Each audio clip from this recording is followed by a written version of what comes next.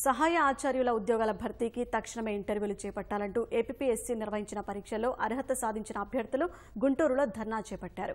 రాష్ట్ర ఉన్నత విద్యామండలి కార్యాలయం వద్దకు పెద్ద సంఖ్యలో చేరిన అభ్యర్థులు పరీక్షా ఫలితాలు విడుదలై 8 నెలలు దాటినా ఇంటర్వ్యూల ప్రక్రియ చేపట్టకపోవడంపై నిరసన వ్యక్తం చేశారు. వారితో చర్చలు జరిపిన ఉన్నత విద్యామండలి చైర్మన్ విజయరాజు విశ్వవిద్యాలయాల వారీగా ఇంటర్వ్యూలు చేపట్టారని, ఇప్పటికే ఆదేశాలు జారీ చేశామని సర్ది చెప్పే ప్రయత్నం చేశారు.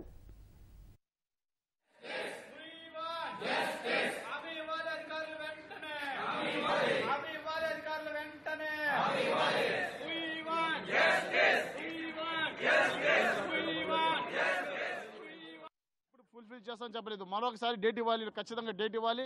డేట్ ఇచ్చి ఏ డేట్లో మీరు అందరూ కూడా ఫుల్ఫిల్ చేస్తారని చెప్పేసి తెలియపరచాలి. అంతేకాకుండా గతంలో కూడా ఏపీఎస్సీ ఏంటంటే చాలా వాటిలో నోటిఫికేషన్స్ ఇస్తుంది. వాటిని భర్తీ చేయడంలో మాత్రం పూర్తిగా వైఫల్యం చెందుతుంది. ఇప్పటికైనా ఇక్కడ ఉన్నటువంటి అభ్యర్థులందరికీ న్యాయం చేయాలని చెప్పేసి మేము డిమాండ్ చేస్తున్నాం. ఆగస్టులో ఫలితాలు వెల్లడించడం జరిగింది. అప్పటి నుంచి ఇప్పటి వరకు కూడా ఇంటర్వ్యూలు అదిగో ఇదిగో అని చెప్పేసి పోస్ట్ పోన్ చేస్తూ ప్రకటనలు ఇంటర్వ్యూ డేట్లు వెల్లడించేది పోస్ట్ పోన్ చేయడం జరుగుతూ ఉంది. దాదాపు ఈ పరీక్షలో 3000 పైచిలకు క్వాలిఫై అయినాము. 3000 మంది కూడా ఈ అభద్రతాభావంతో మానసిక వేదనతో చాలా ఇబ్బందులు గురవుతున్నాము.